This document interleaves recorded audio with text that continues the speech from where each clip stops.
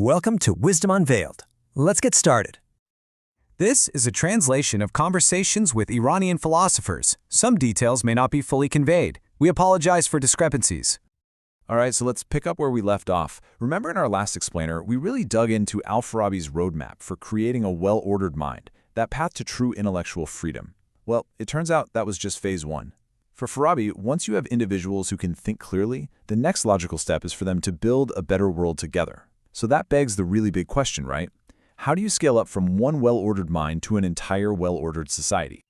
And that brings us right into our first section, from mind to metropolis. You know, what makes Farabi so fascinating, and honestly so different from many of his peers, is that he was completely obsessed with this question.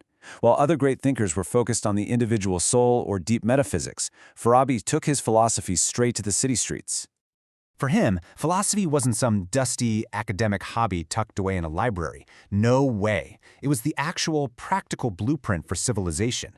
And his grand answer for how to build that perfect society, a concept that has been debated for 1,000 years, the virtuous city. He called it the Medina al-Fadilah. And let's be clear, we're not just talking about a city with good schools and clean parks. Farabi's vision was so much bigger. The virtuous city is a society designed from the ground up, with one goal in mind: to let every single person reach their absolute highest potential, to find a true, deep happiness, totally free from conflict and injustice. I mean, talk about a bold vision. So what does this perfect society actually look like? What are the nuts and bolts of it? Well, that's exactly what we're going to break down now in Section 2 as we take a closer look at the virtuous city itself. Now, when you look at this list, it's easy to focus on what's not there. No injustice, no chaos, but the real story is in the positive vision. Farabi believed a society has a fundamental duty to create an environment where everyone's natural talents can just bloom. Sure, your basic material needs are met, of course, but that's just the starting line. For Farabi, the entire point of the city is to help every single person grow, both spiritually and intellectually. It sounds pretty amazing, right? A whole society where people are happy and get to become the best versions of themselves. But let's get practical for a second. If someone handed you the keys to a new city and said, okay, build it, where would you even start? What's your foundation going to be? Let's move into Section 3, because Farabi's answer here is, well, it's probably not what you're thinking. He basically throws out the usual playbook and starts somewhere totally unexpected.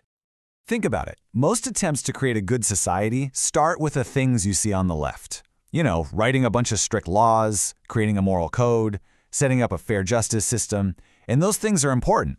But for Farabi, they were just symptoms. They were band-aids. He believed everyone was putting the cart before the horse. His foundation was something much, much deeper. Metaphysics. That's it. That's his foundation. Farabi's big idea is that you simply cannot build a truly good and just society unless it's aligned with the fundamental nature of reality itself. Before you write a single law, you first have to understand the universe's source code. Okay, so what on earth does he mean by metaphysics? He's talking about what he called the universal or divine intellect, the aql. Now, this isn't someplace up in the clouds. Think of it more like the universe's operating system. It's the unseen, rational logic that makes everything work. And for Farabi, any city that ignores this cosmic operating system is just doomed from the start. It's destined to fall into chaos and injustice. And this idea leads us directly into Section 4, a society built on intellect. Because once you decide that metaphysics, this universal reason, is your foundation, it dictates a very specific top-down structure for how your whole society has to work. And here's exactly how it flows. At the very top, you have the leader. And hey, this should sound familiar. This is the person who has achieved that well-ordered mind we talked about last time.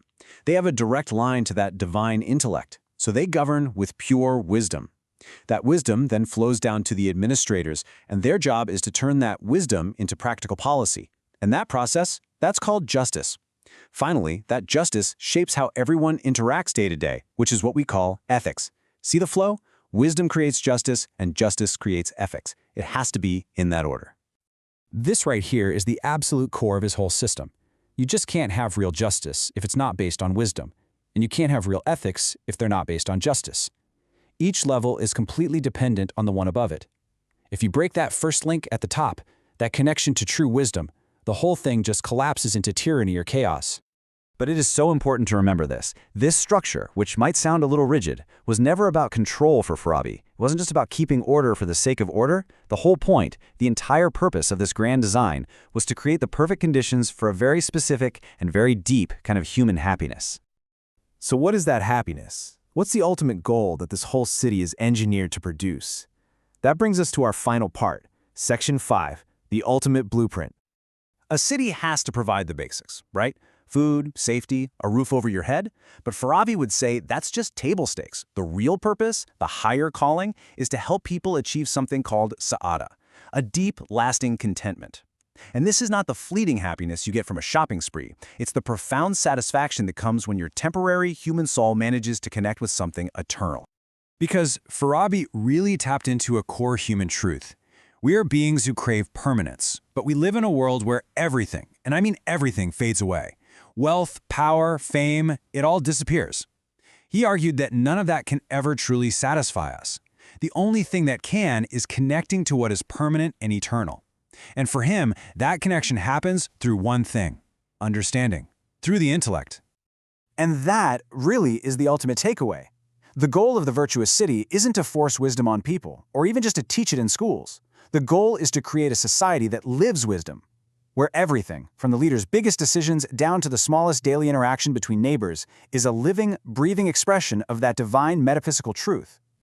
So Farabi argued over 1,000 years ago that every society runs on a foundational source code, and for his ideal city, that code had to be divine reason.